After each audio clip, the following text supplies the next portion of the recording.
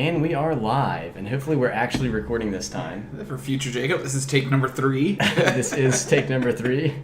As you can tell, we're in a quite different setup than normal. Very different. And we're also not remote, so let's see. Take 3 worked. We've got 2 black boxes, and in this case, black boxes are good. There we go. They're really, really far away, but we can't leak the stream key this time. Literally, our streaming PC is like 15 feet away from us. Or at least the monitor is 12 feet away from us. Yeah, the PC is about 12. Yeah. But anyway, speaking of 12, actually. We got 11 plus 1 topics. Kind of. Oh, we have 11 plus 1 minus 1. Well, most of these are going to surface, I'm reading them as I say them, are going to be around servers and how much I hate servers, coming from a guy who's been working on one for the past 2 weeks. So it starts off with the Xbox Cloud Gaming, also known as xCloud, which is Microsoft's Xbox Cloud Gaming platform. If that wasn't confusing enough, I took a screenshot of the top 2 news articles that called it different names, which is some very good advertising on Microsoft's part when not even news articles know what to call your platform. Discord looks like it's going to be welcome back on their knee-jerk reaction. I believe we talked about last week with them banning servers that weren't safe for work. Now they're only going to ban like some of them that aren't safe, but like depends if you want to like allow it or not. I don't know. It sounds very subjective. I don't know if Discord knows what they're doing, which is about to be where this whole night spirals into. Facebook is set to rapidly expand into the audio market and audio platforms. This would kind of be considered an audio platform because it's mostly audio, but such as podcasts, and they specifically mention TikTok in this article. So watch out for that. TikTok, Facebook's coming for you. Reddit is to release a clubhouse-like platform. They use the Clubhouse social media platform as the description and not Discord for some reason. It's kind of odd, but they're a little bit different. Everyone is getting into the audio chat business, apparently.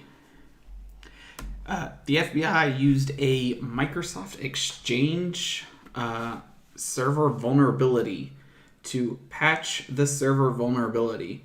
And server owners are not happy about that. And I kind of agree with the server owner on this side. Even though, they were doing good. Should they have done good? I would have said no, but that's for later to talk about. Oh, Lord. I don't know if we're going to have time to go through all these. We might jump over some of them, depending on how we get talking. Yeah. Facebook has created an exporting tool. So you can actually export your data out of Facebook now. And I'm curious on some of the reasons they may have made this. They're not good reasons, which is why I put it in here. If it's scary, it sells, they say.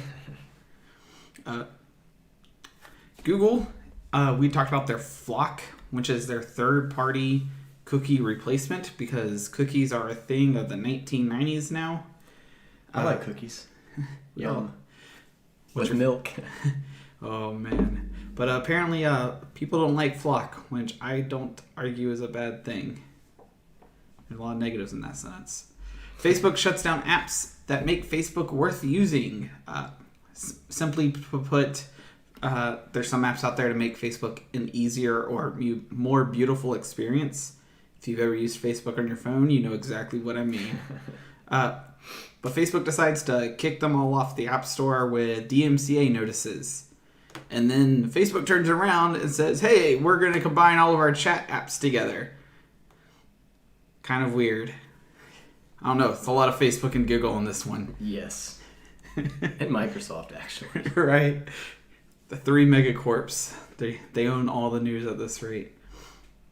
And that's all the topics. Well, we have 2 more. What? Microsoft Edge is getting better for laptops and lower-powered machines. And Google, again, partners with Create Lab to show how climate change has affected us over the past 37 years. And this will be the last time I'm ever allowed to create the doc for the week. It's more than one page. Yeah. Part of it's a picture. It's fine. Sure.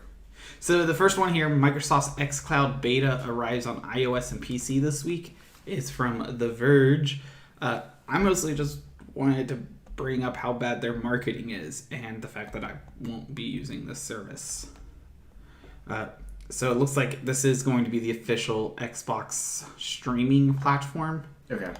So they're going to be calling it Microsoft's Xbox Cloud Gaming xCloud. Wow, that is very long and confusing and repetitive.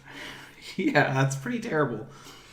I'm curious if anyone is going to somehow get this confused with Microsoft's Office OneDrive cloud.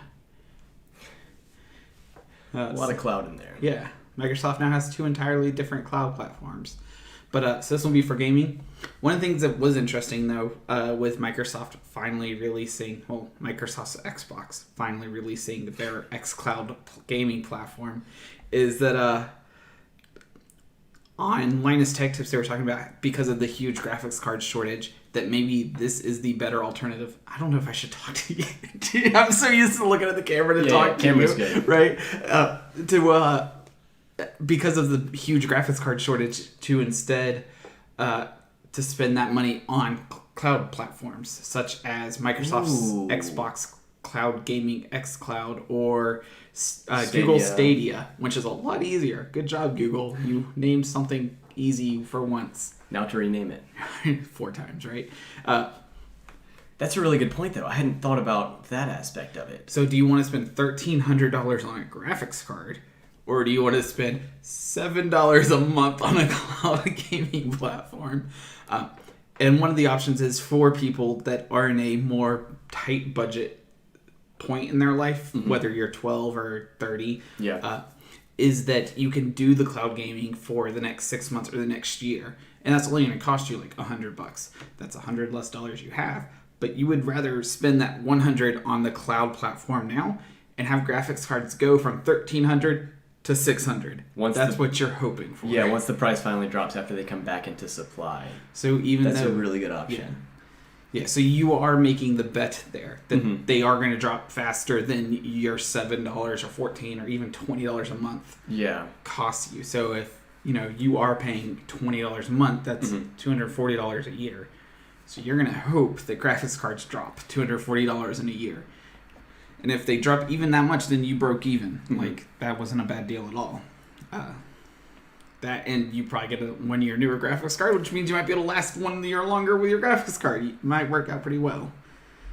But that's the one thing that I've seen that does support this, is that crypto mining might actually push cloud gaming in the right direction. Depends on or at least push it more mainstream. Yeah, making it more practical or more of a necessity. But I wonder if these companies will be able to supply enough computer power to actually run all the games. Like if they have too many customers for their streaming service. So you don't think Microsoft can hold up? I honestly have no idea. I don't know if Microsoft's Exchange servers is actually their own servers or if they're running off AWS. Well, Exchange is mail servers, I think. Okay. But most servers don't have a graphics card. Correct. So that's where they've all been going, is to xCloud. Yeah, but these gaming, remote gaming PCs, surely they have to have a graphics card in them, right? Of some sort. To render the graphics. Now, it could be something like the Tesla cards or the higher-end render farm cards that don't have display ports because they make a lot of graphics because cards. They don't need them. Yeah. So they could save their 12 cents on putting the display port on the card. But then those go straight to render farms like Pixar or Disney or these mega farm companies that need giant render farms. Giant animation companies, yeah. Well, yeah, if it ever comes up in the news that they are running out of graphics card, that would be hilarious, but Yeah, I don't think that's going to happen. No. unless Right. the cloud gaming really, really, really takes off. And then the other note is that Microsoft can't afford $1,300 graphics cards. To them, that's like, okay. Like, I wonder if that's even a line item for them. It depends. Like, say I paid $7 a month for Xbox Cloud, whatever. Yeah. Stadia. Let's say Stadia. Yeah. say I pay Stadia. $7 for Stadia per month, and I play 8 hours a day of games. Okay. And then you do the same, and then one other person does the same. So that's $21, and we're all three, Playing 8 hours. occupying Right. a PC for 24 hours a day. I have a hard time making That's $21 coming in, and then they're paying $1,300 for a graphics card, or whatever price they're paying for a Right. graphics card. Okay. I mean, I could see that argument. I don't play games 8 hours a day. So, but still, like 3 or 5 or 6 people yeah. putting in $42 a month. But yeah, I don't know. Yeah. It would be interesting to see if Microsoft's allocated enough money to this. I mean, I'm sure they have, but like, how funny would that be? To like push it for like 2 years or 3 years or 4 Yeah. years. Like what Google does with YouTube, where they're like 14 years in and they're like, come on, YouTube, you can make $1. Yeah. We're almost there. Yeah. That's true. So yeah, it'll be interesting to see how much overfunding they Mhm. got to keep them going before Microsoft expects the dollar to come back. Speaking of coming back, Discord walking back on themselves. So I don't know if we actually talked about it last week or not. I don't think we did. We may have talked about like you wanting to self-host some kind of chat servers. Okay, because I can't remember if we talked about that on. Yeah. We talked too much at this point. Yeah. Don't know if we talked about it on stream or before stream or after stream or like a totally different time, but So the brief is that Discord is looking at public buyers or going public for stocks. Is a possibility. Uh-huh. But they are taking offers from third parties, one of them being Microsoft. Yep. And not Microsoft, Discord got a little note from Apple saying, hey, we see you like that 12 and under rating or whatever their rating system is on the iOS platforms. We see you like that kid-friendly rating, that lower, not mature rating. Mm-hmm. If you want to keep that rating, we're going to need you to take off those not safe for work channels. As Discord has voice chats and video chats, and then voice chats, video, and text chats. That's what I'm trying to think of. Yeah. And in those text chats, you can send pictures and GIFs, GIFs, whatever you want to call it, and media of that sort. And so these text channels can contain these not safe for work arguments, depending on whatever you want to classify as not safe for work. So Discord says, all right, for all of the iOS devices, no NSFW channels will be permitted. And so I guess that's how it was for a week. I don't know because I don't own iPhones. Oh yeah, me neither. Yeah, I mean, I guess feasibly they could hide it just on the iOS app. Right. Or possibly if people are using the browser, It could detect if it's an browser, iOS device and then hiding that specific channel from those Right. users. But yeah, that would make it really easy to miss stuff if, well, I mean, probably not missing stuff going on in those channels anyway. So one of the interesting things is that for people that aren't as Discord savvy as I am, is that those text channels are actually marked not safe for work by the channel owner or administrators. I think can also do it.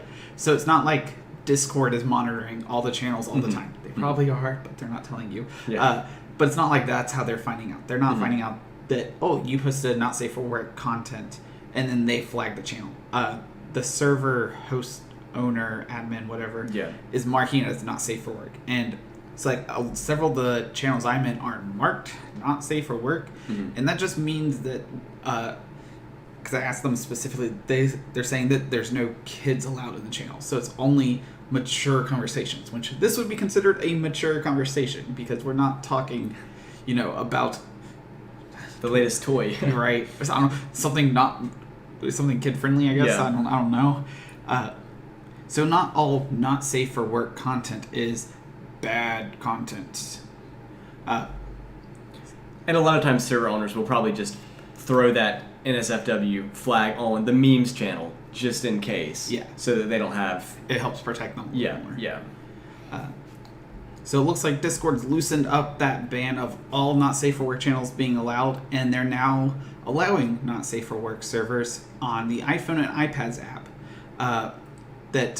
And they're only banning servers, and this is from The Verge, explicit pornographic content. And then that is as far as they go explaining what pornographic content is. Mm-hmm. So I guess it's up to Discord to decide where that one lies. The reason that one's interesting is because Twitch says any nipple, man or woman, is considered pornographic. And so if you're a Twitch streamer and you take off your shirt, you are insta-banned. But then, on TV shows, a man can walk around on a beach shirtless, and that's fine. So there's this weird, who's defining it? Because it's not strictly defined. Yeah, in this article it's not. And it'll be interesting to see if they get to keep that, under 12 rating on the Apple App Store. Yeah. Probably not, I would guess. But, again, I don't have an iPhone, so... Yeah, so the one interesting part about this one, which is also comes from the Wayne Show, thanks guys, is that Discord wants to keep that under 12 rating to be more, I don't know the right word, more delicious to Microsoft or another potential party buyer. Because it's like, hey, look, we have this platform that, whatever billion amount of users use. Mm-hmm. And we have this rating on the App Store, and that's great. Instead of being, hey, we're only allowed for this... age group. Demographic. Yeah, demographic. And the other idea is that people that aren't quite as tech savvy, if they do end up going public, this could potentially help boom them at the very beginning to get their stock shot up first. Then Apple will mark them as 18, and then they'll drop like every other software company. Yeah. But yeah, it'll be interesting to see exactly where this little fight between Discord and Apple goes. Because I don't have any clue what they plan to do. Mm-hmm. But I do have a clue on what Facebook wants to do. This is over on, I shouldn't even said it, AXIOS.com. Probably. Facebook unveils suite of new audio products. So when I first saw this article, I was very terrified that Facebook was releasing their own version of the AirPods.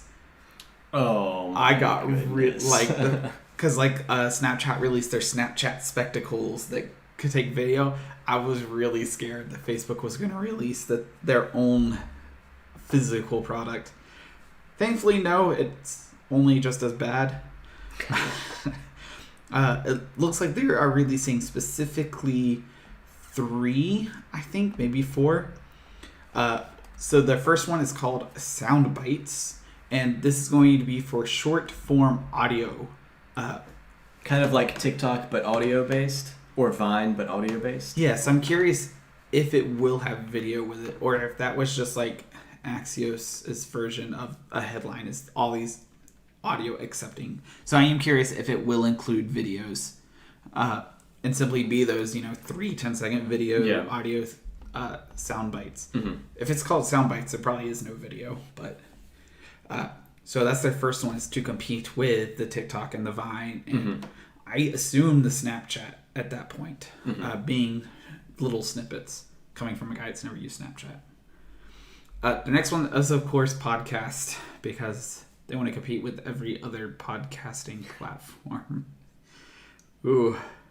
And then live audio. This one I have actual little bit of an interest in, because we had definitely talked off stream about it, but I don't know about on stream, about doing live audio broadcasting like radio or a videoless Twitch, essentially. Mm-hmm.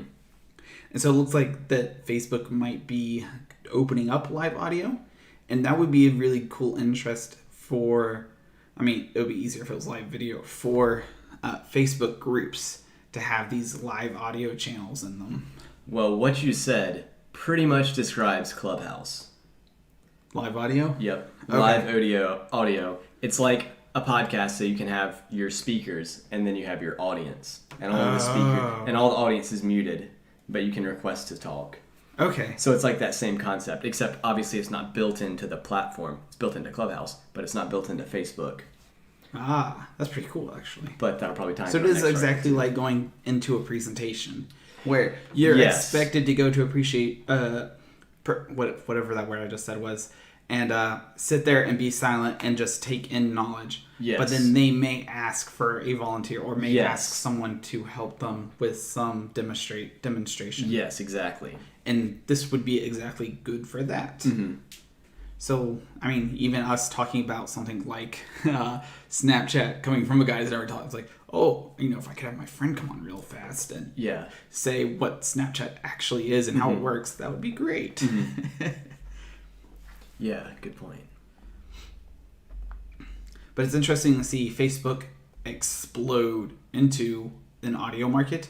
Part of me is curious if what backend they're using. If they've developed some type of audio backend that they're like, hey, with this framework or this design, we're able to release all of these products that fall under this one design or one architecture or platform or whatever. So I am curious to see if we're about to see like another wave of like 3 or 4 apps that, is sound bites but with video to compete with TikTok. Yeah. I don't know. Facebook's taken over a lot of them. Yeah. For sure. And that ties in pretty well to our next topic, Reddit to release a Clubhouse-like platform for audio chat. And we just basically described what Clubhouse is. That's great. And that is the difference between Clubhouse and Discord. So Discord is more for conversations between a group of people. Yeah. Whereas Clubhouse is like a presentation between some speakers and a group of listeners. Okay, so it's much more, I don't know the right word, more democratic, where everyone's more of a equal or a peer or something. And so you feel much more at home on a Clubhouse or a Discord. Or not Clubhouse, but a Discord. Because you're not expecting to be talking to like the big boss man or, know, the man in charge or whatever you want to call him. Mm-hmm. Another criticism of Discord, or maybe not a criticism of Discord, but this is from a guy, I sent you a video from him, Ben Awad, who is a software developer, has a YouTube channel, and is making a Clubhouse clone called Doge House. Oh, I have seen that, yes. Yes. One of his, things he's been somewhat concerned about recently is Discord has been adding some kind of Clubhouse-like features to it, and his app is basically Clubhouse.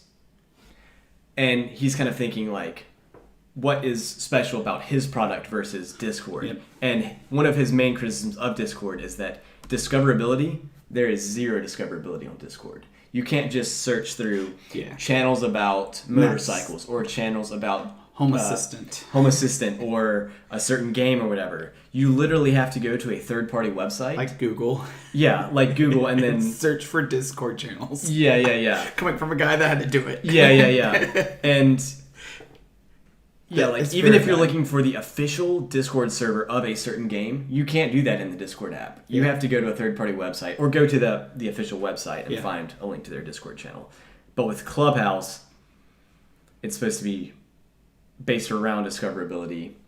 Okay. So like you have more like, I guess, Twitch would be in a way. Yeah, where it's much more like topic based or Yeah. It's like that's one of the hard things that I've run into on Discord. So I have my own little Discord server specifically for one game. And so the way people get invited to that game is I play on open server. So anyone in the game can come join me in a 4-player match. And if they're over 12 at least, if they're mature and they're fun to play with and they have a good attitude, I invite them to the server. And then, the server's now up to like 30 people. Yeah. But it's impossible to find those people without finding them in-game. Yeah. And so some of them have been invited by other friends. They're like, hey, this is my friend. You haven't played with him yet, but I'm going to add him to the server. I'm like, that's fine. That's exactly what I want. I'm going to. So that when I get on to play a game, I don't have to play with randoms. I can automatically play with 3 other people that are mature, good attitude, and they like to have fun on the game. That's all I want. Yeah. And Discord is a terrible platform for that. And so it would be interesting if, Dogecord or whatever they're calling it. What was it? Doge House. Doge House. Had the ability like that. So you could set up parameters, or even Facebook Groups does it well, where you have to fill out basically a resume to join closed Facebook groups. Yeah, and Doge House and Clubhouse are still a little bit different from that too. Like they're not really group-based things, Yeah. but they're more presentation-based things. But I mean, well, one of the nice things that Reddit has going for it is it already has like The topic-based communities, Yeah. on their different subs. So it'll be interesting to see how that plays out. I could definitely see that being successful. I have a hard time seeing how it's not going to be successful. They have to really mess up the platform for it to not work out well. Yeah, because they already have a massive user base, obviously. Yeah. And I think it'll be very easy because I think a lot of the people that do use Reddit also use Discord or Teams or... Yeah, the internet people. Right, yeah. That's just kind of made up that term, but it fits. Speaking of the internet people, the FBI... the FBI have been caught. Well, they have not really caught if they tell you. The FBI has told us that they used a backdoor on Microsoft Exchange servers to close the backdoor that they used to get in to protect your server. And as a new server owner myself, what a title! That's terrifying. I don't own an Exchange server because I live in 2021, but the idea that it's okay in the FBI's eyes for them to access your Exchange server, and so Microsoft Exchange server, like you had corrected me on, I guess at this point, is for mail, or Outlook or whatever. I had no idea. It's something to do with email, right? There's a million servers out there. This is one of them. Yeah. But for them to think that it's okay for them to access your server because they know of a vulnerability and then go and patch that vulnerability and then exit out of your server, even if that is, 100% innocent or whatever, and they are really doing it out of the goodness of their hearts, it's still really terrifying. That's like me knowing that your window is unlocked. So me crawling through your window, locking it, and then somehow getting back outside. It's like, well, like you could have just like told the server administrator, or you could have released some type of press release or something. To do it yourself is a very amateur move. Yeah. And it also mentions that it was sanctioned by a court somewhere. So like somewhere some judge had to say, hey, it's okay to do this, which kind of sets a questionable precedent too for future issues. Yeah, definitely for future when people will go back in like 10 years. Well, they did it here, so... Yeah, if it's allowed once, it's allowed twice kind of ordeal.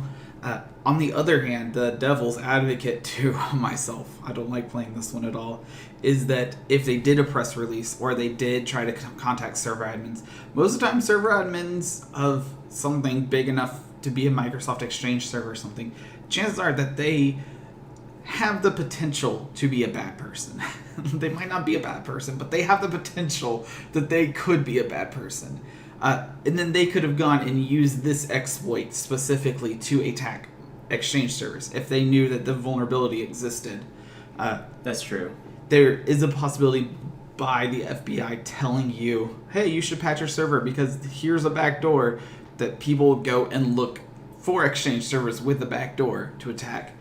So it could be in good faith, I guess, is a good way to put it, that they're protecting you before the knowledge is released. But the knowledge should have been released first at that point, I think.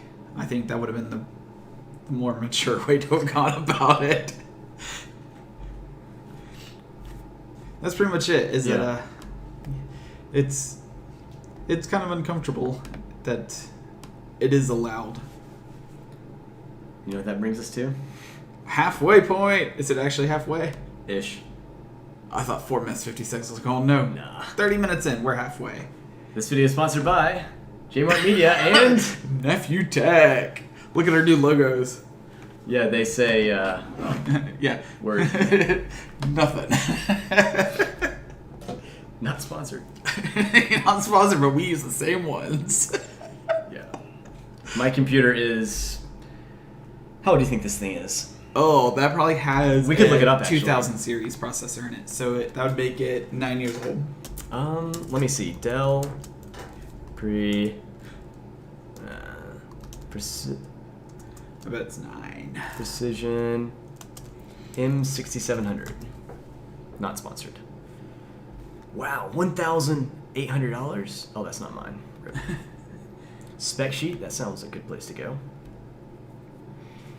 Let's. And then you can just do Control find 200 to find the year. That's not where I wanted to go. 3rd generation Intel Core i5 and i7 processor. I usually just look up the word review with the thing, because then they'll do like a review the year it was released. Oh, and you see what year the article was released.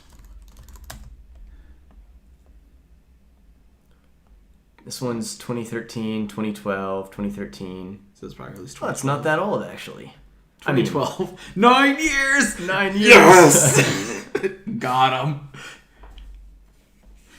It's amazing, though. Battery life of something with short battery life. Is it a 2000 series processor? It's probably Intel 2600. Processors, 3rd generation Intel Core i5 and i7. 3rd gen, that is 2000 series. Really? Yes. You can just Control Shift Escape that bad boy. Oh, I should have looked up Intel. What do you mean Control Shift? Control Shift and Task Manager tells you. Oh, really? Yeah. Control Shift Escape. Control Shift. Oh. Oh, it's. Do you have Task Manager? It's Ubuntu. Oh, it's Ubuntu. Oh, Lord. Yeah. Look at this monster over here. And I didn't even realize why it wasn't working. Yeah, no. Don't worry, I have Windows on this computer too. Okay, good. Yeah. Anyway, so my laptop is older than me. Just kidding. It's almost old enough to use Discord. It's almost old enough to use Discord. There you go. So what are you talking about? The Facebook again. Of course. Data exporting. So this terrifies me in the same way that. Can I export your data? Yeah. Do you want a copy of my data? Yeah. No. So this is over on Android Police. I found it. Facebook is offering a new way to take all of your data away from Facebook, which is the most misleading title in my opinion. You're not taking it away from Facebook. You are taking a copy away from Facebook. Yeah. And so apparently this tool under the export now lets you decide things you want to export. This thing can include photos, videos, ooh, that's tiny, posts and notes, and it lets you pick a platform specific. Oh. So it goes ahead and pre-formats it for you, and those platforms can be including Google Docs, Blogger, and WordPress. To make it easy to export, all your pictures off of Facebook and onto a blogger. If you want to become a blogger in the 2021, don't, but you can. So it's an interesting idea, but it's an exporting tool and not a data removal tool. So one of the interesting ideas on this is that maybe it's targeting people that think that, hey, before I quit Facebook, I want to go ahead and save a copy of all of my photos from the past 14 years or however long Facebook's been around at this point. And I want to save a copy of all my posts and all these things, because at the age of Facebook now, that a lot of the users that could be on Facebook may have passed away. And so by being able to download a copy of all that data, you're able to keep all those memories of lost ones. And so that's one reason someone may want to download all of their data from Facebook before deleting their account. One of the things that terrifies me is that if you trigger this by wanting to download your data, maybe Facebook is putting that data that it gives you in a guaranteed data bank in Facebook. Because Facebook keeps everything on their servers accessible at all time. But if you use this tool, there's a bigger chance that you're going to delete your Facebook than someone who doesn't use this tool. And so this almost puts like a flag or a warning on your account saying, hey, this person wants a copy of all their data. They're going to do something. There's a possibility of them wanting to delete their Facebook account.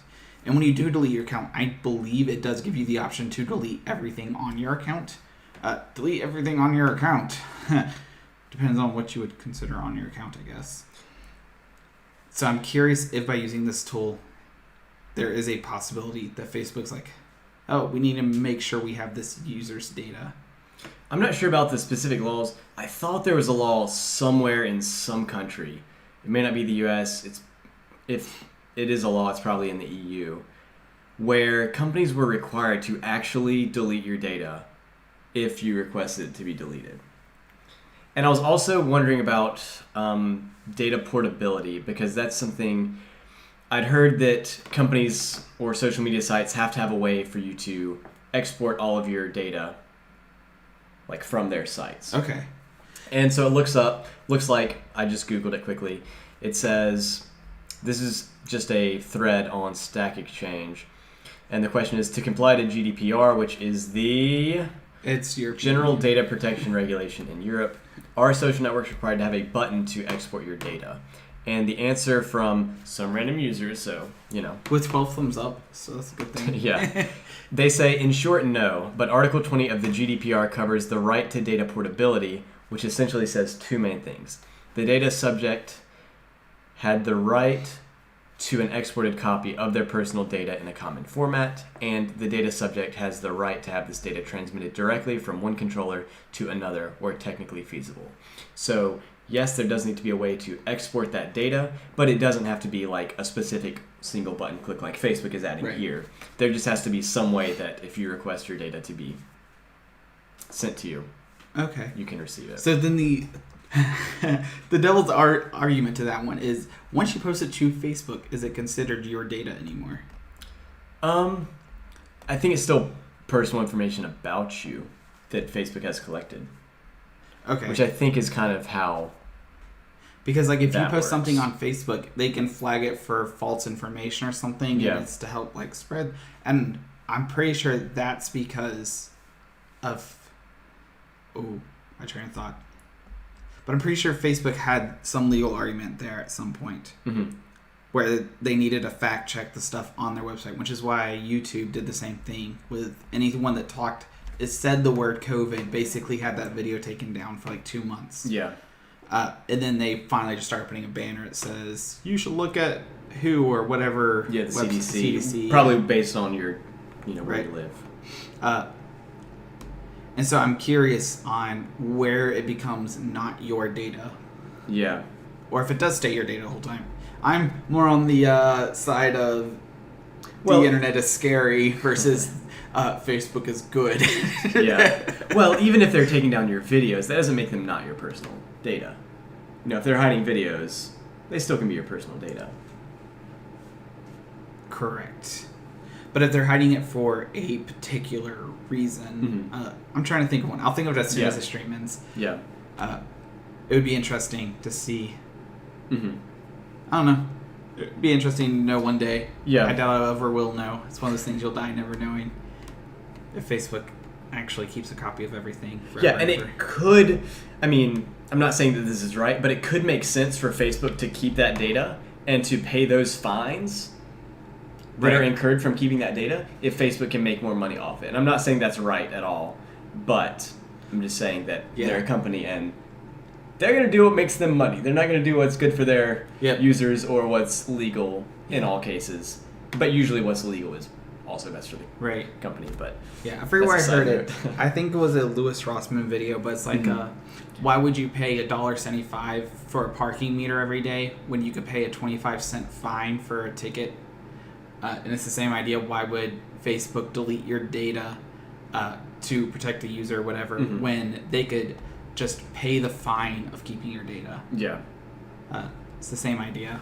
It's terrifying, but sometimes it's better for the company in the long run. Better for the company in the long run to do the immoral thing. Yeah. Speaking of scary internet. It only gets worse. No FLoC is a trending word. Is over on AndroidPolice.com. Nobody wants anything to do with Google's new tracking mechanism. I'm calling it FLoC. And so that stands for something really fancy. Federated Learning of Cohorts. Oh, wow. All right. That's very not descriptive, I think. Yeah. A lot of fancy words. Yeah. So I think the original idea before it got pushed through the Google machine could have been a good idea to basically make a new version of the cookie, because at this point the cookie is pretty deprecated. But it works, kind of. Every website out there uses cookies, so I wouldn't say that they're deprecated. It's like saying gasoline vehicles, though. It's like they work, but like there's better alternatives for long. But everybody's still using gas vehicles. They're not deprecated. Not everyone, though. Not everyone, but the vast majority of people, at least in the U.S. Yeah, and so I think FLoC was originally going to be a good idea, but it is a very overlordy algorithm. So a lot of it revolves around the privacy. That's the word I'm looking for. And FLoC, I think, being more of a Google-based tracking rather than cookies, which are much more open. One of the interesting things here, which I kind of don't agree with, was coming from a seller. And so she goes, say I run a website selling polka music, and I serve a dedicated community of die-hard polka fans. It's very niche. My site is successful because I've identified a niche market that is poorly served elsewhere, which allows me to charge higher than, say, big box Amazon prices. However, FLoC may stick users browsing in Chrome in a polka music lover cohort, and begin having my users broadcast their polka love to other sites, including Amazon. Amazon could then peel off my polka record buyers, leaving me worse off.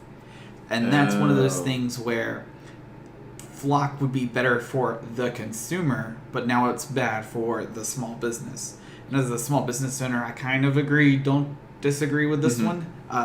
If it's like saying you've identified your customers in a certain area, and then now your identification goes to all the other companies, and every company now knows that, hey, this is the kind of customer I serve. On the other hand, it's an open market, so in a way, this is normal advertising. It's like walking down the street and you see someone wearing an Apple Watch. There's a darn good chance that person also owns AirPods and an iPhone. Yeah. You can almost guarantee that if they own the Apple Watch, they own the other two. And that's kind of the same idea here, but in a digital world. Is if they're visiting all of these polka record websites, then it kind of sticks with them from website to website that this person likes this thing. Just like if you own an Apple Watch, if you go from store to store, people will be like, hey, that person likes Apple products. And I think that falls under, fair open market placement.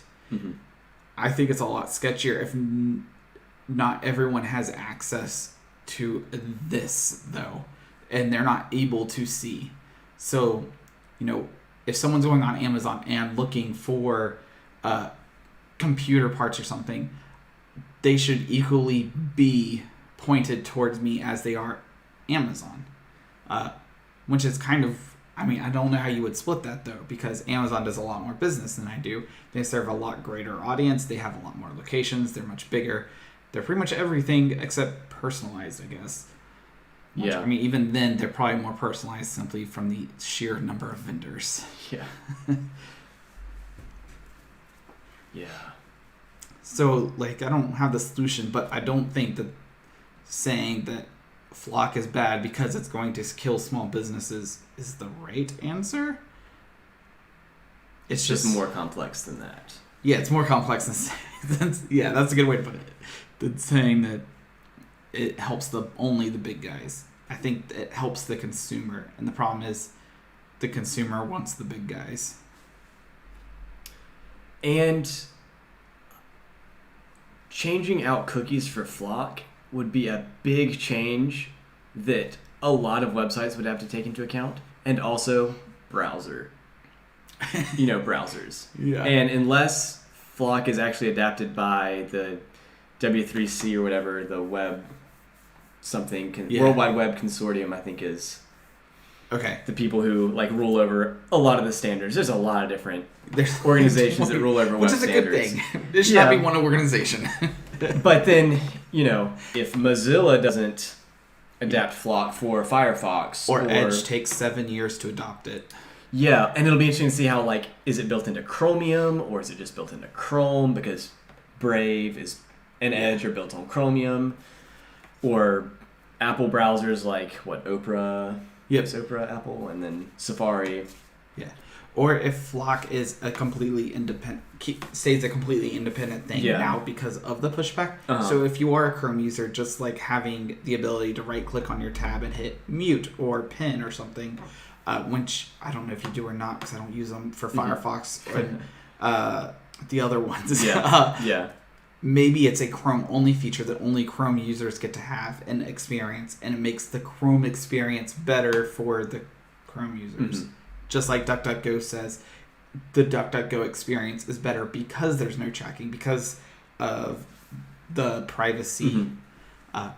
Maybe we're just polarizing them. And so you can have super privacy, super non-tracking, and then you can have super tracking, super no privacy. Like maybe we're just making a bigger void at this point. It would be kind of interesting to see what happens to FLoC. And if Google actually pushes more advertising on what it actually does. Because even I'm not 100% certain with exactly how it works. Yeah. And I kind of do this for a living. We'll talk about 9?